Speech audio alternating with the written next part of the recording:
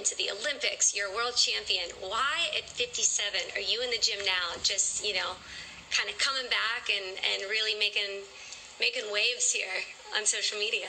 Well, it's one of the things is, if you don't have nothing to live for, you'll die. And so, you know, people have to find things that interest, but my whole thing is, I don't have no point to prove, but it's just the fact in giving back.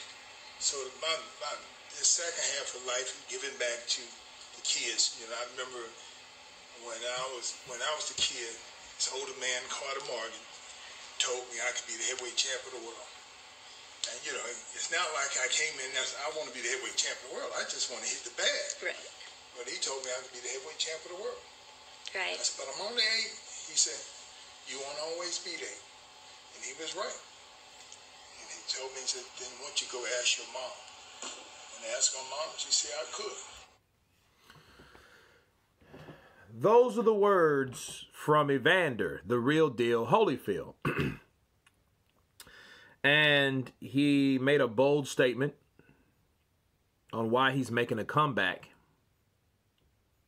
He said, if you don't have nothing to live for, you die.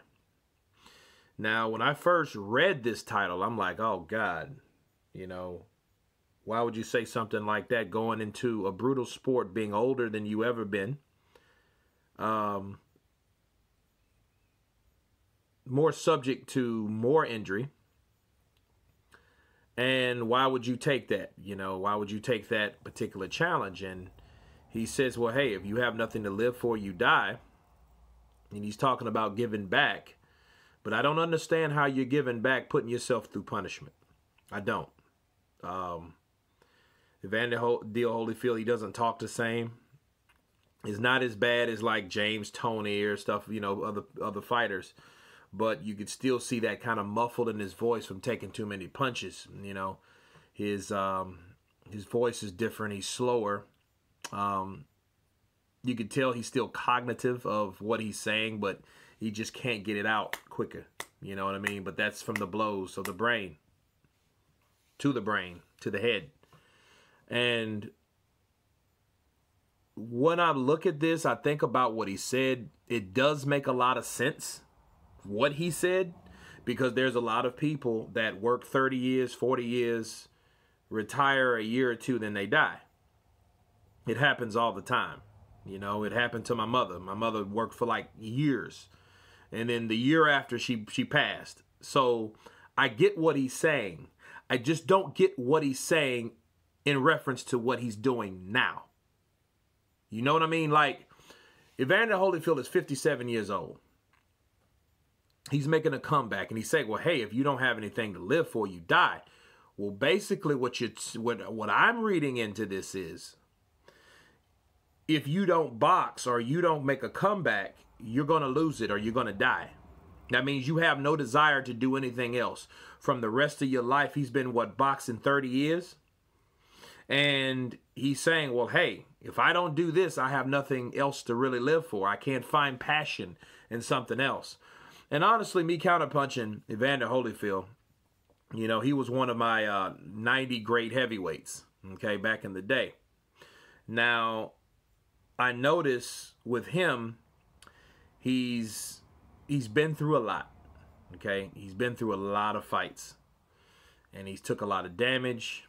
He's kicked a lot of ass, and he's proved who he is.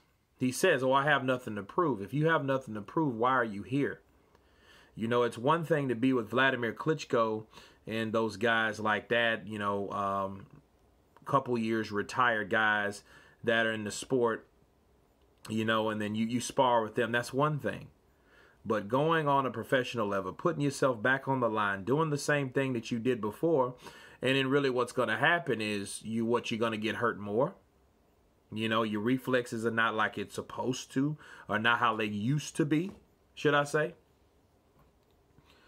And I just don't see how that references what he's saying. You know, he's saying that, you know, that I don't really have much, what I'm reading.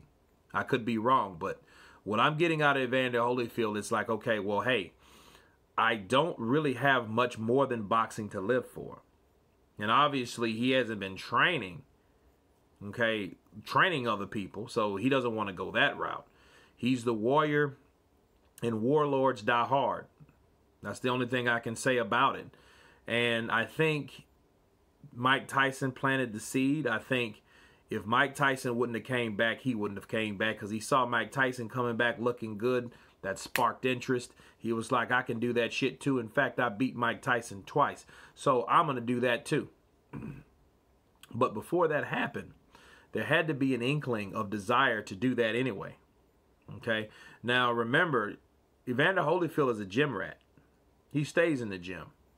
You know, you could tell him at 57, he's still cut up. You know, his muscles are not the way they used to be, but you know, he had the big deltoid. You know what I mean? The heels on his neck or whatnot.